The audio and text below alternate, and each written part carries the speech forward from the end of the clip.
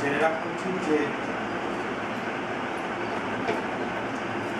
Selection সুতোর হোক, selection কাপড়ের হোক, তারপরে তার উপরে কী স্টিচ করছি, কোন ধরনের স্টিচ করছি, সে এই যে ছোট্ট ছোট্ট মাইনিউট জিনিসগুলো, এগুলো অনেক বেশি ডিফারেন্স তৈরি করে। শেষে যেটা তৈরি হচ্ছে তাতে গিয়ে ডিফারেন্সটা অনেক বেশি হয়। কারণ এখন আপনারা যখন এগুলো বাড়ির জন্য করছেন, কালকে যখন অর্ডারের জন্য করবেন, একটা স্টিচও কিন্তু সবসময় মাথায় রাখবেন সেটা টাকাতে করবেন না। একটা স্টিচ যদি এক্সট্রা হয় তাহলে কিন্তু সেটার জন্য এক্সট্রা টাইম যাচ্ছে, এক্সট্রা এনার্জি যাচ্ছে, এক্সট্রা টাকা। আর যদি সেটা বাঁচাতে পারেন সেটা আপনাদের লাভ। তো এই জিনিসটা পুরোটা যতক্ষণ মাথায় রাখতে পারবেন তবে কিন্তু ডিজাইনটা ভালো হবে। আমি যে জিনিসগুলো এখানে দেখলাম তার মধ্যে ধরো তোমরা শেয়ার করে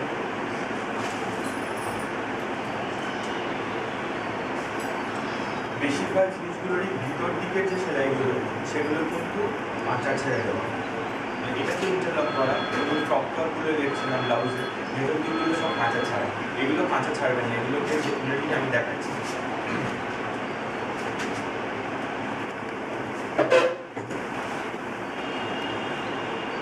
আপনারা কি নানা রকমের সিম কিছু শিখেছেন? সিম বলতে হচ্ছে জোর, কাপড় যত কত ধরনের ভাবে জোর সেটা কি শিখছেন? মানে শুধু একভাবে কাপড় আলাদা আলাদা ভাবে কিন্তু জোড়া যায়। দুটো কাপড় যে জোর দিচ্ছি, হ্যাঁ আমরা তো একভাবে শিখেছি, কিন্তু যেহেতু আমরা উনি বলছেন ডিজাইন, হ্যাঁ ডিজাইন কিসের ওপর নির্ভর।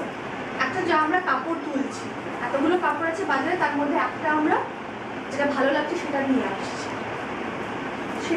সেটা কিসের ওপর নির্ভর, সেটা বাজারের উপর নির্ভর করছে, কি বিক্রি হচ্ছে, আমরা কাকে দিচ্ছি বা কার জন্য বানাচ্ছি। দ্বিতীয় হচ্ছে যে কাপড়টা আমরা কিভাবে কি বানাচ্ছি আর কিভাবে শেষ করছি, মানে ফিনিশ, রান্নায় যেটা ফোড়ন দেওয়া, হ্যাঁ বা পরে ঘি গরম করে দেওয়া, ওটা রান্নাতে একটা সুন্দর গন্ধ, একটা সুন্দর স্বাদ এনে দেয়। ফিনিশিং জিনিসটা না, জামা কাপড়েও একটা সেই জিনিস, একটুখানি কম হলেও পুরো রান্নাটা খারাপ হয়ে যায়, একটুখানি বেশি হলেও পুরো জিনিসটা খারাপ হয়ে যায়।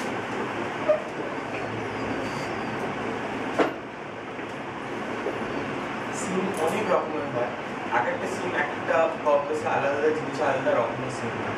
কতগুলো তো আমি এখন বলতে পারবো না, কিন্তু আপনারা দেখুন একটা একটা করে নিয়ে আপনারা বুঝতে পারবেন। এটা একদম সিম্পল সিম, যেটাতে প্রথমে দুটো কাপড়কে জোড়া হয়েছে, জোড়ার পরে সিস্টেমের ভেতরে ঢুকিয়ে দেওয়া হয়েছে।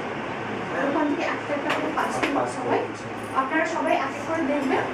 আর এগুলো দেখার পরে হ্যাঁ একবার সবাই মিলে একটা কথা বলবো যে কি দেখলাম, একটু মনে রাখার চেষ্টা করবেন। অনেকগুলো দেখবেন তো সবকটা হয়তো মনে রাখতে পারবেন না, কিন্তু কয়েকটা মাথায় রাখবেন যে আপনারা যখন পরে একটা জিনিস বানাবেন, যখন প্র্যাকটিস করবেন, চেষ্টা করবেন এক একটা যেটা মনে আছে সেটা ব্যবহার করে দেখবেন যে কেমন লাগে জিনিসটা, ভালো লাগছে না খারাপ লাগছে। আপনাদের কাছে যদি এখন পেন পেন্সিল কিছু থাকে তাহলে আপনারা একটু এঁকে নিতে পারেন, টুকটাক করে এঁকে, মানে নিজের ভাষায় যে কি দেখছেন তাহলে আপনাদের মনে থাকবে। একটু ধীরে ধীরে তাহলে দেখুন,